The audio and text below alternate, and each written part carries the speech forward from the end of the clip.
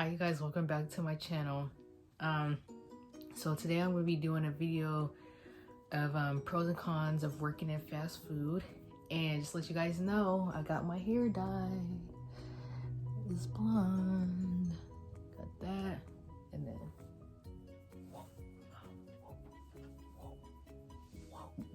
yeah, so it's like black at the top, but majority of it is like, it's like a brownish blonde color.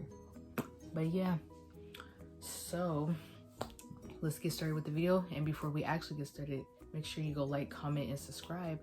And yeah, let's get into it. So I wrote down the pros and cons on a piece of paper, and so I'm gonna be reading off that list, okay? So the first pro of working in fast food is that it's pretty easy and simple. What I mean by that is the work. All you have to do is just take orders on the cash register, make the food, bag the order. I missed a step. Take the order, get the money, make the food, bag the order, and just hand it out. That's it. That is easy peasy. The second pro is if you're a manager, you can get discounted food or free food, and typically for managers you get a higher pay than just the regular employees, so that's always a bonus. The third pro is eating the food. So let's just say you're working late night and I don't know, and it's like closing time and everything's mostly closed and you don't feel like cooking dinner. You could just easily get food and take it home with you, or like while you're working, like for lunchtime, because even as an employee you get discounted food as well. So it's not like, let's just say you're working at a call center and you have to pay extra money going somewhere else to buy food when you already work at fast food. You can get discounted or free food, so that's a pro.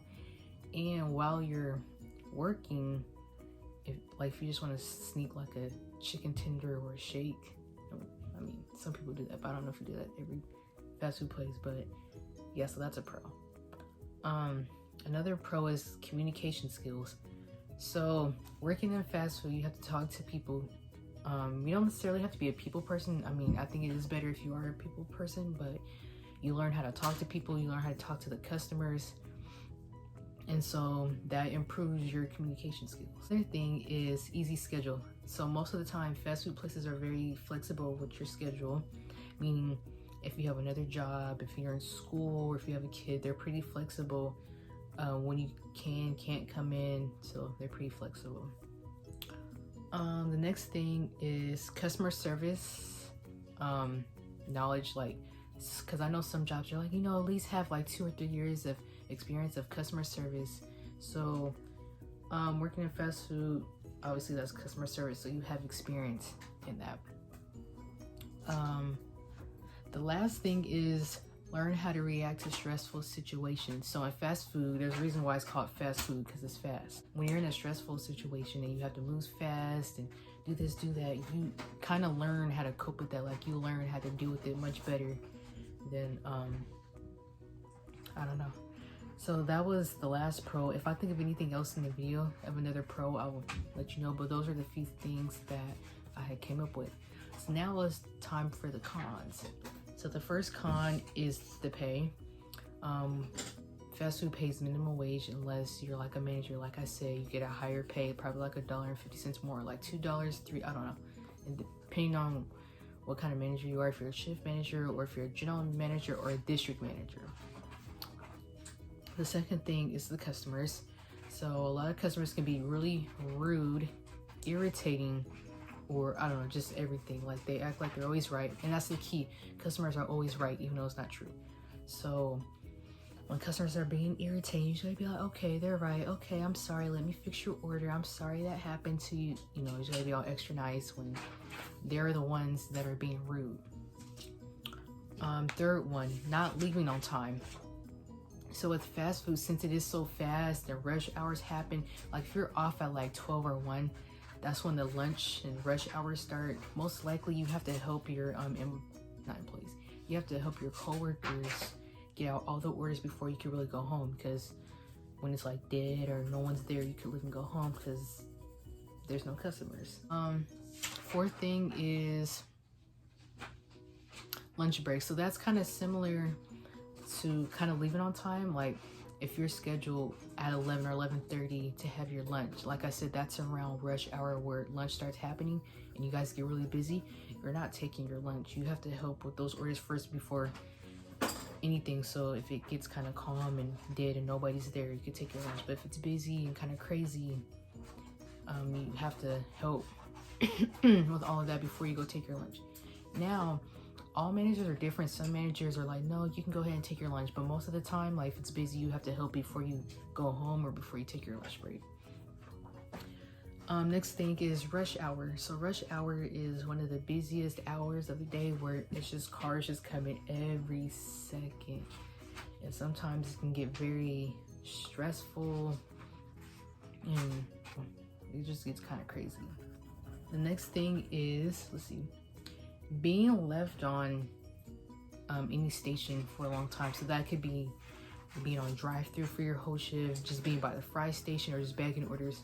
So with that can get very boring.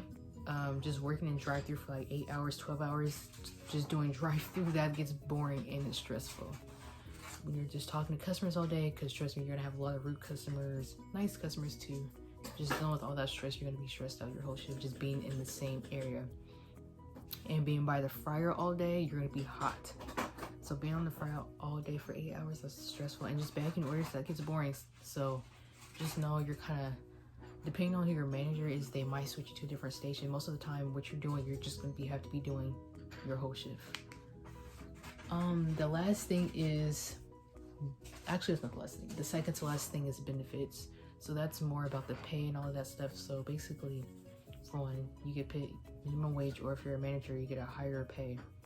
But like healthcare and all that extra things, it's basically non-existent in fast food unless you're working at another top-notch job. You don't really have good benefits like vacation time. A lot of that stuff, it's not really there. So let's just say, because I don't know, because a lot of people that I know, they don't have vacation time for fast food. So normally when they have to request a day off, they don't get paid for it. The only time they get paid for it is if it's sick leave. So sorry if you guys hear that background noise. My brother's cutting up something. But anyway, the only time you're gonna get paid is if it's sick leave. So if you're sick or anything, they're gonna pay you for not coming into work. But if it's just vacation hours, you're not getting paid for that. The last thing is just body pain, like just standing up for a long time on your feet. And that could be like that for a lot of jobs, but fast food, it could be stressful on your feet, running around everywhere, just being all crazy. That's pretty stressful. So yeah guys, so that's it for, I didn't think of any other pros or cons for this video. I hope you guys enjoyed this video and stay tuned for my next video I'm going to be posting. But again, make sure you guys go like and comment and subscribe and stay tuned in. I'm really feeling this hair. Okay guys, that's it. All right, bye guys.